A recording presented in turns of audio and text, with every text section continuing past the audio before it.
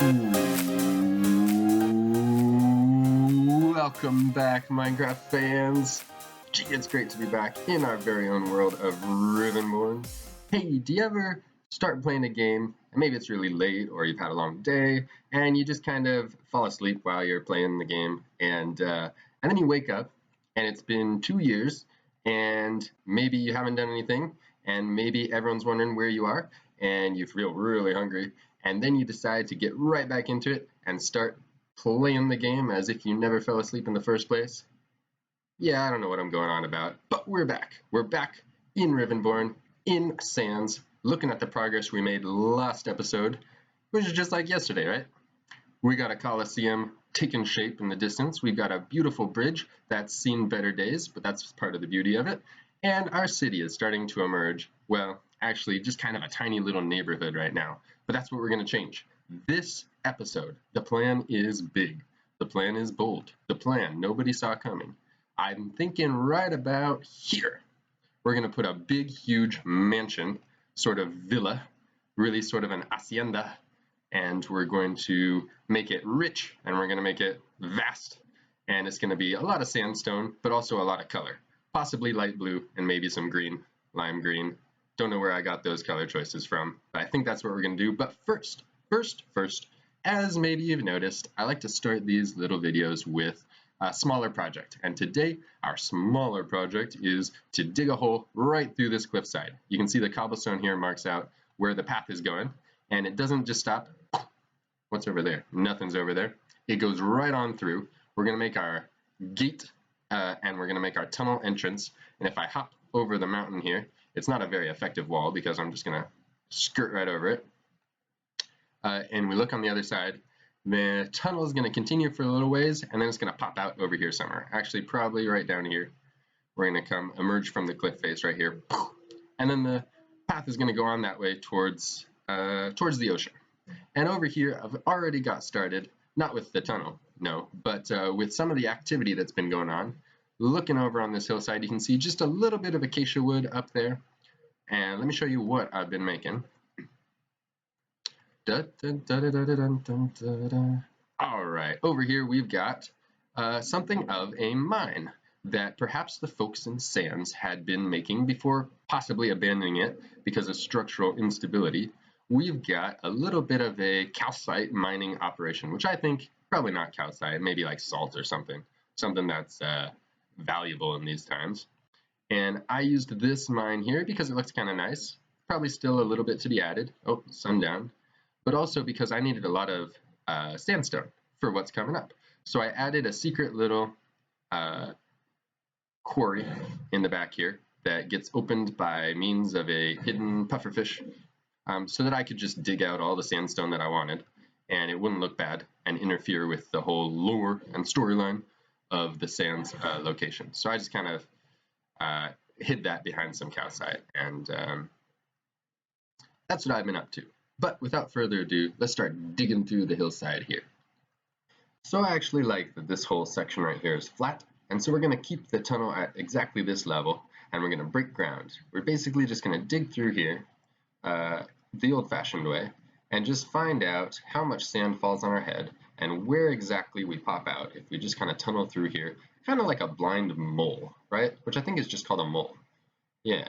Alright, time to do some reconnaissance. Oh look, this is where we are. Not exactly what I had in mind. I meant to come out more over there, so I'm going back in the pit. We're going to redirect our little tunnel here. So this is a pretty good tunnel. But let's go more this way, right about here. And hit a sharp diagonal right about here. Whoops. Get out of here, sand. What are you doing in the desert? Yeah, in Minecraft, desert means sand, right?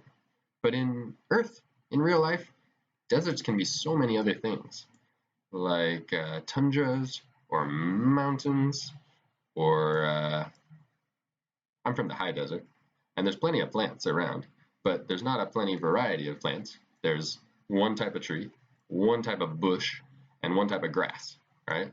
So there's still lots of stuff growing, but it's a desert because there's just no biodiversity. You know? Deserts don't have to be just, this is too straight. That's what I'm deciding on this tunnel. Too, just arrow straight. This is actually great. This is exactly where I want people to come in, so they can see the towers. They know that they're about to be inspected. They go through the tunnel, and when they get to the other side, the guards say, "Surprise! Customs enforcement." Right? Isn't that a pleasant surprise? Funny joke. Ha ha, customs. This. There you go. All right, this is not going to look good. But that's good to know now, right? It's good to know beforehand. You're approaching the city, and you've got to go through the. Okay, so I can see the general idea here. Okay, not too bad. Not too bad. Maybe something like this. Is that worse? That might be quite a bit worse, but we're on the right track. Now let's take a look at this thing. We've got a tunnel going through the mountain. We've got kind of an arch doorway here with wood, and it's kind of nice. And there's some sand piled up on top of it like there would be, and some light. And we've got a giant door. Cool. And the door is supposed to move through this kind of trough channel so that it goes click, click, click, click, click into place and can be closed when there's an invasion, which pretty much never happens in Sands because everyone's so chill. And now we've got the tunnel. Now it's deep underground, kind of. So there's sandstone at the beginning, but then it gets into the rock, you know? And there's a little bit of ores, because it's kind of like a glitter cavern, and there's all kinds of tuff and andesite. And then the floor, there's maybe some sand built up over here. You know, it'd be cool, sand layers, kind of like snow layers. Yeah, that'd be cool, just calling it right now. And then there's a post right in the middle. You choose whether to go to the left or the right. It's totally up to you. And some torches, maybe those are a mistake, I'm not sure. Might have expected to put lanterns there, I can't remember. And then sandstone on the way out. And it's a pretty short journey, but you've got to admit, looks pretty cool in there. And that's without the dripstone. The plan is still to add lots and lots and a moderate amount of dripstone here and there on the walls and hanging from the ceiling. And this is how folks will come to Sands from the south. Now, some people already live in Sands. They're not visiting. They've got big old houses and villas and mansions and all that kind of stuff. And that's what we're going to build now. And where we're going to build it is here. So we have the here and the now, and now there's just the do. This is going to be the first floor. And on top of it is going to be a courtyard, sort of private garden for holding garden parties. What else? And it'll have cabanas and all that up here. This whole thing is going to be flat. So something like this is what we're going to do, okay? But I think now that the size of all this needs to be bigger because the way it's supposed to work, in my vision, is that you're inside this walkway, walk, right? That's open to the open air. And on this side, you've got the secret garden. Maybe I can make this a little bit smaller. But then on this side, you've got, you know, the house, the buildings and stuff. So garden, walkway, and then house. So you see where the space issue comes in. So I think that maybe we're going to make this even wider and maybe push it back further into the mountain, or maybe not. We'll see if the mountain remains neutral and not hostile. So, and then lots of plants in here and some water. You know, maybe not water. Maybe fountains, though. A fountain. Maybe two. I don't know. I can't be stopped. So check it out. We've got the fountain here. It needs work. Lots of work. We've got some walls in this little courtyard here. And then we've got some you know, I don't know, sidewalks with the glazed terracotta. Looking really nice. And we'll need to do something here in this corner. For extra fancy, you know, corner walkways, and it's going this way, and that's all good. And I got arches everywhere, and definitely next thing I'm going to need is some kind of a garden in here with trees. Unlike the rest of the city, there are going to be trees here, and everyone will be super jealous. But none of that is what's important. Good, but what's important right now is going to be this wall over here. You see we have got this, I don't know, colonnade here that just kind of goes nowhere. And we're going to continue it downwards so that it also goes nowhere down here, I guess. So, but how to do this? That's the question. So one option would be, 3 of these cut sandstone. Another option would be to go all smooth, right? And then another option would be some combination. For instance, like this here. I think that's going to look pretty good. How about this whole thing is walls, like that. All right, it doesn't look bad. There's a gap, and it's already not very much of an arch. So this might just not be the way to go. I don't think I want windows or anything up here. I don't think I want it to go like that. Yeah, this is, I'm getting further away from what I want, aren't I? Yes, I am. Yeah, it doesn't look great. Okay, I don't like this. I'm gonna have to come up with something else. And then sometimes plans have to change. So my vision was to make an arch here, and I knew that vision was not going to be, perfectly realizable. And what I came up with after a lot of trial and error is what you see here with some more wood. It's got suggestions of an arch, and yet it's nowhere near what I thought it was going to look like. However, I think it achieves some of the purpose. I mean, part of it was that the bottom floor is just a wall, right? It's inaccessible. And the other purpose is that it looks fancy, glamorous, you could even say. And so the acacia wood and the buttons adds to that, and the smooth sandstone seems pretty, posh. And so I did that. I went ahead and I also chose out a little design for the front. This is the front, although it's not the grand entrance. This is like, the entrance where they accept supplies and stuff. I don't know. Yeah, let's talk about what's up here. Up here is an actual, building where people would actually spend their time if they lived here. So let's go in the grand entrance, which is this, vestibule, I guess, with a fountain, and then up the stairs, and we see kind of what I'm thinking for the layout and what I came up with for the design of the houses up on this level. Not the inside, of course, but the outside on both sides is going to look like this. And you've got the walkway, and I did a little corner design here as well. And then the other thing that makes the rich is they've got plants right in their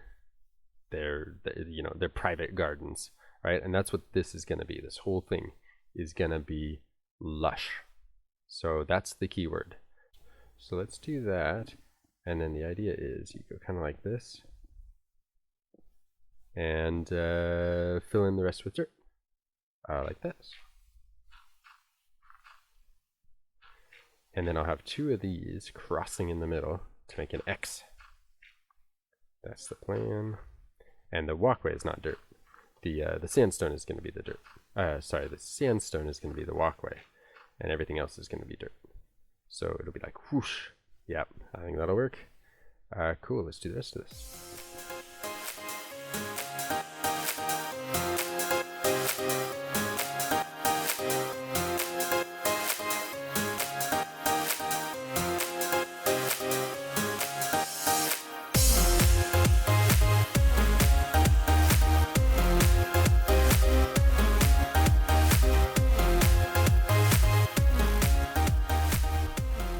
There. Look at that. Hopefully that seemed really, really fast. I imagine it's because it was sped up a bunch in post. And I'm going to let the grass spread, because eventually I'm going to need, grass more than I need dirt. But also, this is not all going to be grass, nor is it all going to be dirt. But for now, that'll at least block out what I'm thinking. And I should do this side as well. So the first thing that we're going to want are trees. Now it occurs to me that acacia leaves don't look, not acacia, sorry, the other one. Azalea leaves, that's right, don't look so bad in the desert. But I did not bring azalea leaves with me.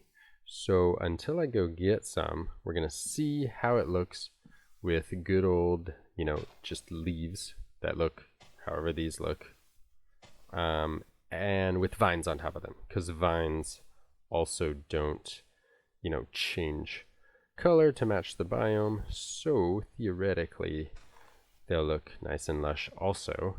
And we'll compare the two. So this is going to be the most just kind of sad looking tree ever, which will be okay for a test. And then if we like it, we'll decide whether to make it bigger or to leave it sad and poignant. That's, oh, vines don't change color. I mean, they don't not change color. You know what I mean? So this doesn't help so much. Never mind. All right, so option A looks rather drab. And those, of course, will grow unless we snip them with the shears. All right, let's go get some azalea leaves. So what do you think? Which one looks better, huh? Yeah, I know. This one looks sad and dry and dying, and this one looks well cared for and watered, and that's what we're going for. So I'm going to take all the leaves off of this one and put them on a trunk, kind of more like that. And then we probably won't need the vines. Actually, the vines will probably make it look worse. And then I was thinking that we'll probably even do some of the smaller azalea trees. One of these azaleas and flowering azaleas as well, and sprinkle those around the yard. Those seem very luxurious. And so that's the plan. And it should look pretty good. And that'll be the first layer, trees. And the second layer will be cactuses, sugarcane, the kind of 3 tall, 4 tall plants. And then the third layer is going to be flowers, just 1 tall flowers, kind of like you see all around the rest of sands. And then also, whoops, oh, look at that. The other thing is, just a second, flowers in pots. I guess that could be a 4th layer if we're going with the layering numbering scheme. And I think that just about does it for the garden, which means all that's left is this building right here, which I think might have to be pretty similar to these ones over here. I don't think I'll need to reinvent the wheel or anything, but it'll be taller, I think. And then this tower. Don't know what to do with the tower, but I'll figure something out. And here we have one of our last buildings with the big windows in this one, and even a little room off the side with some stairs down to the first floor. This one, deviates a little bit from the main pattern we've been doing so far, but it's pretty easy to follow. And then this one has a different roof. I did kind of a pitched roof for the other buildings, but we've got a flat roof on this one, like, most buildings in sands. And of course, a tarp or a tent or some kind of a cover, so you could hang out, throw parties up here. That's what I'm imagining. Imagining they host all kinds of extravagant parties where they look down on the rest of the city from their tower, like this, which is the next thing to build. So I'm just going to throw some walls on it. I'm going to make it really simple, as I'm sure you'll see. And that way it'll get built, for one thing. But also it won't take away attention from the more complex things, like the pavilion and the colonnade, which really should be the focus of attention on this build. Okay, for this one we're going to start simple, and it's going to be, the corner will be right here, and the corners are going to be almost as simple as it gets. A cut sandstone every other block on the way up, like that, and I'll keep going up when I have something like a ladder. And then the center is going to be all sandstone for now. And then we'll just carve away things like windows and maybe some patterns into it once we kind of know what we're looking at. And of course put a door in there. So first, let's just do this to get a look at it.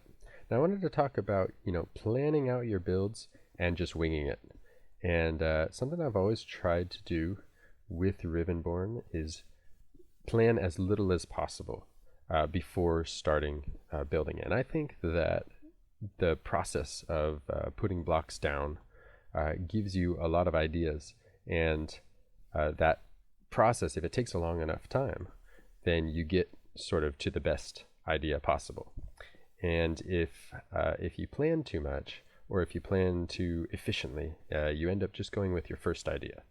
And this might not be true for everyone, but this is my personal, I don't know, what I've noticed. And I don't often like my first idea. In fact, there are some probably builds around here which I've never revisited, but certainly I've thought about, revising because I'm not very happy with my first idea. And so that's exactly what I'm talking about. The more time I spend building on it, kind of growing it more organically, the happier I am with the result. And that's why, primarily why, I wanted to spend as little time planning and just get right into the building. So then things just kind of pop up right where I think they should, right when I think they should. And this is the result of that. It means that the builds don't go up very quickly, I'll tell you that. But I think that in the end, I happen upon ideas that I never would have thought of in, for instance, in a creative world. And I like that. All right, we've got a big blank wall, or whoever owns this, mansion has a big blank wall, and I think they probably got a little bit artsy with it. So we're gonna go up here and we're gonna put in a nice, simple, but a nice geometric pattern of blue and green. And what do we think? 1, 2, 3, cross. Yeah, let's do that. Okay, let's go 1, 2, 3, and then cross. And we'll do green. Like that. And over here we'll do 1, 2, 3, and we'll do blue. Blue. And then down here we'll continue with the blue. 1, 2, 3, and cross. Sorry, that's also supposed to be blue. And over here we'll continue with the green. And I've removed too much material, but there we go. Green, green, green, and it's getting dark, but I don't think this will take too long. 1, 2, 3. Now what color are we on? We're on green now. Green, green, green. And over here, 1, 2, 3. Blue, blue, blue. This is good. It's good pattern practice, isn't it? All right. This one's green. This one's blue. Goes all the way down to the ground. Actually, the very last block on the ground floor will not be concrete. So there we go. Now it's quite dark. And I think I have one more to do. It is green. 1, 2, just like that. There we go. Okay. Whoops. What does that look like? Get me out of here. Walk away. Turn around. And it looks like, yeah, it looks all right. Yeah, with a little bit more ornamentation and depth. That's exactly what I want. Awesome. Well, that'll do it for the tower and for the entire exterior. There's no interiors yet, but I'm very happy with how far it's come. And even got a little staircase so I can get between floors. One last thing to do is to throw up some banners, because of course the people that live here are proud citizens of Sands, so they put a few of the town's banners up and around. That's all we have time for today. I'm sure you'll see the rest of the build in future videos next time we come back to Sands. But let's put a spinner up on the screen and let's see where we're going to next. And here it is. Just to remind you, we've got quite a few Colosseum spots on there, so we can get over and finish our Colosseum. A couple in Sands, a couple in Mistglade, a couple in our mountain city. But look, there's a new spot on the wheel for a new city, which we will start should the wheel choose to land on that spot. Let's see what we get. What's it gonna be next episode? Alright, bundle up, put on your warm clothes, and we're going to the mountain city once again. And I'll see you when we come back to our very own world of Rivenbourne.